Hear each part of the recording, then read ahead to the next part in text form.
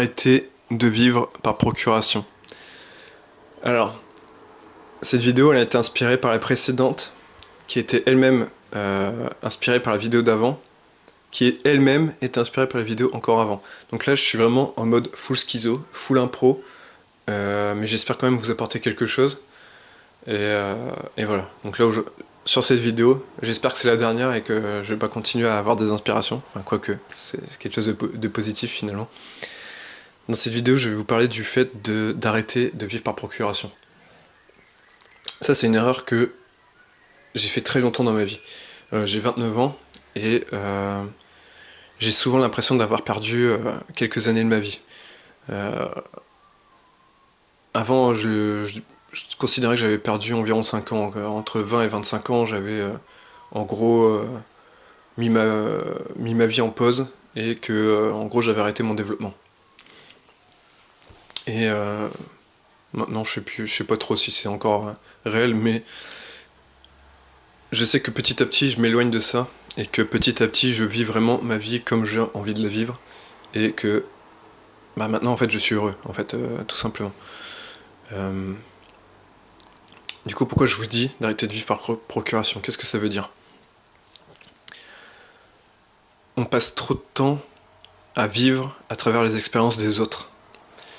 L'internet c'est magnifique, il y a moyen d'apprendre énormément de choses, il y a des contenus à visionner qui valent le coup d'être visionnés et je me dis j'espère que celui-ci en fait partie. Mais trop de gens regardent des contenus en ligne, enfin des contenus d'autres personnes sur les réseaux sociaux, que ce soit sur YouTube, Insta, TikTok, peu importe, où les gens juste vivent leur vie et nous on vit par procuration en fait. C'est extrêmement flou, j'ai un peu de mal à exprimer mon idée là, mais en gros, arrêtez de regarder genre des vlogs, ce genre de choses, de personnes qui vont à l'autre bout du monde ou en fait non, ça c'est un très bon exemple, parce que ça me fait penser. On a tous déjà vu, qu'on le veuille ou non, des paysages paradisiaques de l'autre bout du monde. Déjà vu, par exemple, je sais pas, des personnes qui vivent à Bali ou je ne sais quoi, et qui font un petit tour de leur villa et puis des sites touristiques aux alentours. Moi, j'ai jamais trop raffolé de ce genre de contenu, donc je sais que j'ai pas cherché à regarder ce genre de contenu, et pourtant, c'est un impact très négatif sur ma vie. L'année dernière, il y a même pas un an, il y a bientôt un an, je suis parti à La Réunion avec des potes. Et j'ai pas trop kiffé mon séjour en fait. Pour une raison simple, c'est que la plupart des choses que j'ai vues, j'ai l'impression de les avoir déjà vues. Alors que c'était la première fois que je quittais l'Europe géographique. Donc les paysages que j'ai vus là-bas, c'était clairement la première fois de la vie. Ouais, bon j'ai un peu le seum parce que j'avais plus de batterie à force de faire plein de vidéos à la suite. Qu'est-ce que je disais? Je disais que j'étais parti à La Réunion et que j'ai vu des paysages paradisiaques là-bas, alors que j'étais jamais sorti de l'Europe continentale. Et pourtant, j'avais l'impression d'avoir déjà vu ces super paysages, tout simplement parce que je les avais vus en ligne avant. J'ai même pas été émerveillé par ce que je voyais, alors que c'était littéralement la première fois de ma vie que je les voyais et que c'était le genre de choses que j'aurais dû trouver incroyable. Alors ça veut pas dire pour autant que le voyage a été à chier, pour autant tu vois. Mais en fait, les moments où j'ai vraiment kiffé, c'était les moments où je vivais l'expérience, où je vivais le voyage, où je vivais le moment. Le moment où j'ai nagé avec une tortue, ça, il n'y a pas il y a aucune vidéo qui peut le laisser transparaître en fait. J'étais avec elle et voilà, c'était le moment, c'était vraiment le moment présent. Un moment où je me suis baigné sous une cascade. Là, encore une fois, aucune vidéo ne peut me montrer ça, tu vois. Mais malgré tout, les moments où on a vu des endroits incroyables, en fait je n'étais pas si émerveillé que ça, parce que je les avais déjà vus. Mais ça a nuancé un peu parce que les moments où on était en randonnée, c'était des moments où j'ai quand même kiffé ma vie, mais parce qu'on était imprégné dans la nature, mais c'est différent. Là, vraiment, mon point, c'est de dire que j'avais déjà vu toutes ces choses, alors que techniquement, je les avais jamais vues de ma vie.